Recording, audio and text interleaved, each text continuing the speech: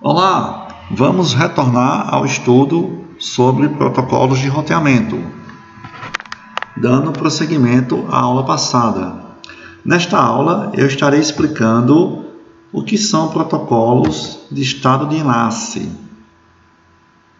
e o que é o protocolo OSPF, que é um dos protocolos de roteamento da internet. Primeiramente, o que significa estado de enlace? Bem, os algoritmos de estado de enlace, eles executam o algoritmo de Dijkstra.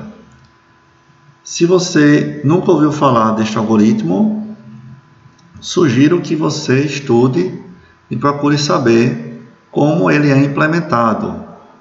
É um algoritmo muito famoso na ciência da computação. Lembrando da aula passada, que vimos o conceito de roteamento, lembre-se que, considerando esse cenário de exemplo, nós temos vários roteadores interligados.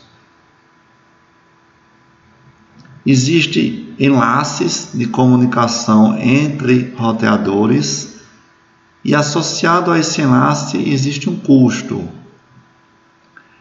O algoritmo de Dijkstra vai, por exemplo, para o nó U, no contexto de redes, o roteador U, ele vai determinar o menor caminho dele para qualquer outro roteador daquele sistema autônomo, daquela rede.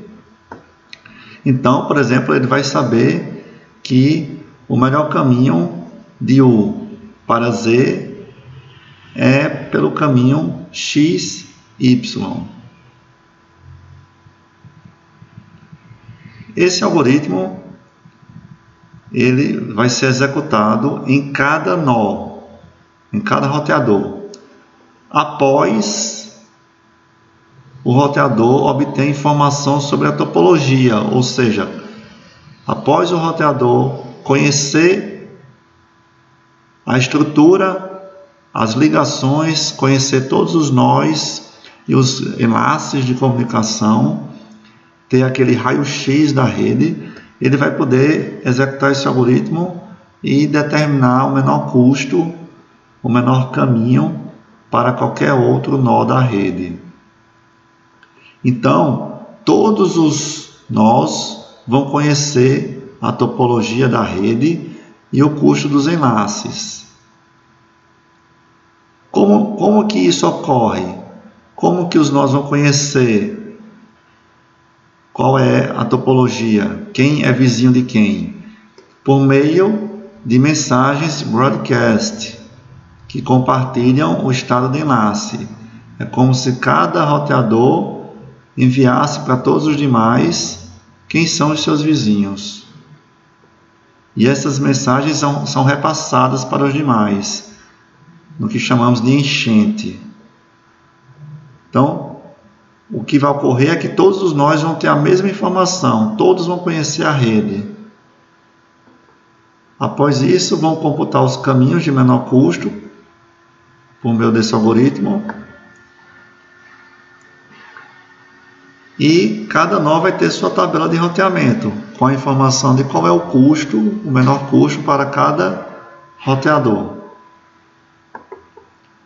Em relação ao algoritmo, a convergência dele, que é quando ele vai finalizar, é que após K interações, ele vai conhecer o caminho de menor custo para K destinos. Então, para cada iteração, vai conhecer o caminho para um novo destino, um menor caminho. Existem várias visualizações desse algoritmo de Dijkstra que você encontra. Aqui é um link de uma visualização, de uma animação desse algoritmo da Universidade de São Francisco, mas você encontra vários outros. Esse link está na descrição do vídeo. Existe essa ilustração no site da Wikipedia. Imagine aqui esse grafo que representa uma rede com 6 roteadores, e aqui estão os custos dos enlaces. E no início, considerando que esse roteador é o fonte, é a origem, no início ele não conhece qual é o menor caminho para nenhum nó, nem mesmo os seus vizinhos. Então aqui está o símbolo do infinito. Ao longo do tempo ele vai receber as mensagens dos vizinhos e vai saber esses custos, o custo do enlace dos seus vizinhos. Depois recebe as mensagens dos seus vizinhos.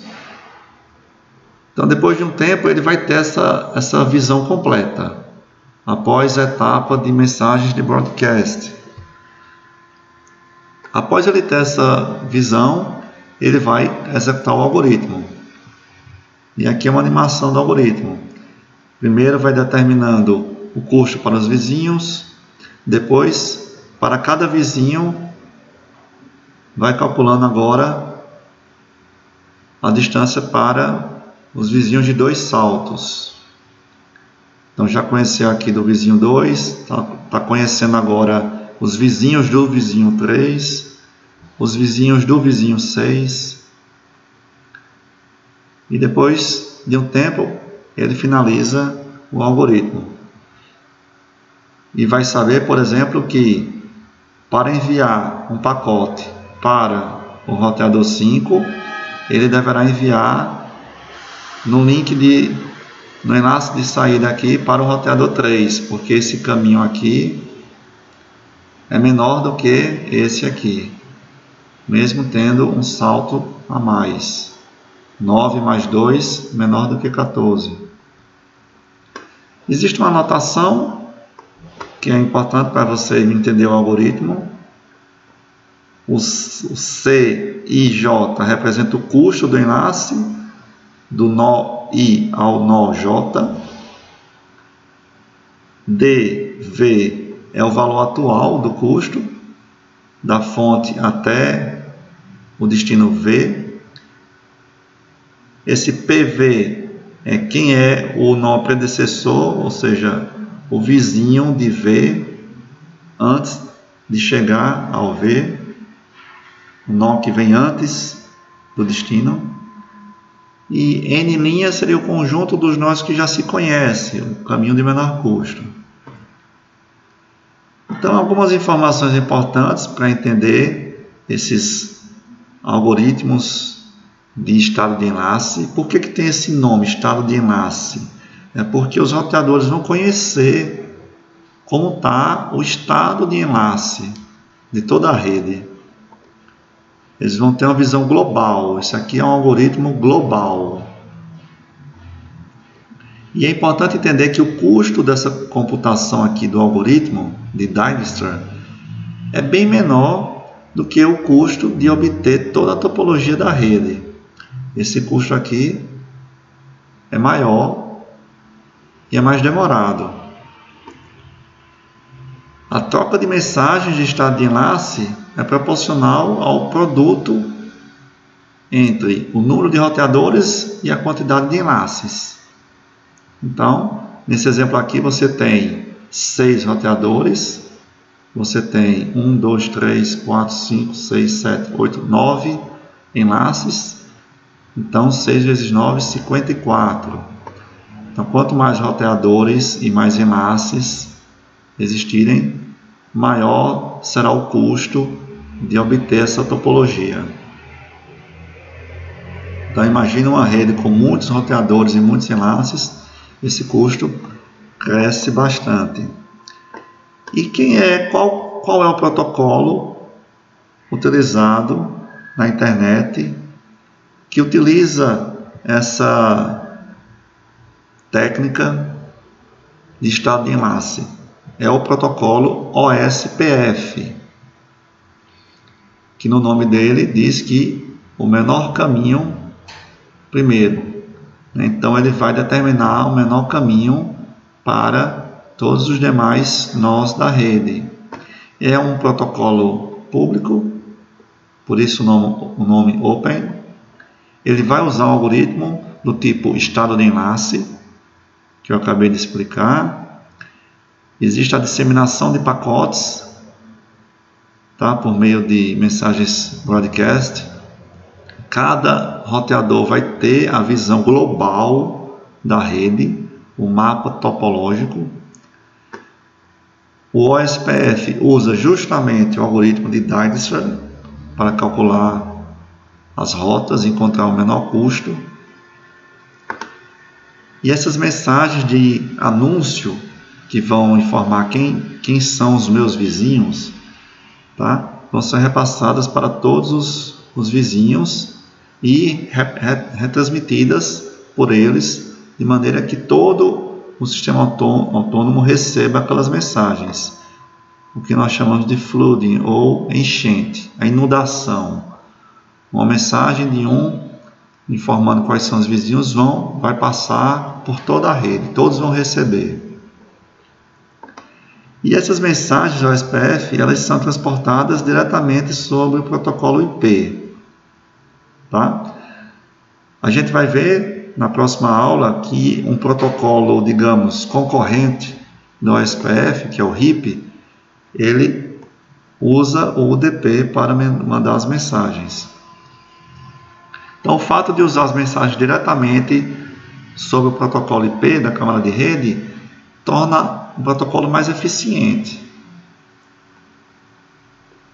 Algumas características tidas como avançadas pelo OSPF é que as mensagens são autenticadas. Isso traz segurança ao protocolo. Evitar que, por exemplo, alguém enviasse uma mensagem falsa, fingindo ser um roteador, por exemplo. Então, isso é evitado utilizando autenticidade.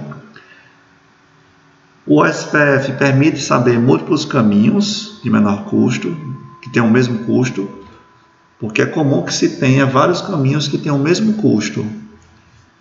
E aí é possível o roteador escolher para qual vai mandar. Em comparação, o protocolo RIP, que vamos estudar na próxima aula, ele só permite um único caminho. Então, isso aqui é mais uma vantagem do OSPF em relação ao RIP.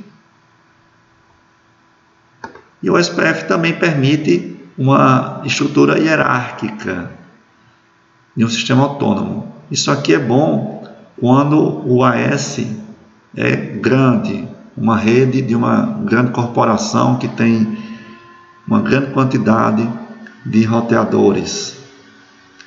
Então, para domínios maiores, sistemas autônomos grandes, o OSPF é escolhido em relação ao RIP, normalmente. Então, na próxima aula, irei falar da outra técnica de protocolo de roteamento, que é o vetor de distâncias, e como exemplo de protocolo vetor de distâncias, o protocolo RIP, que também é utilizado bastante nos sistemas autônomos na internet. Até mais!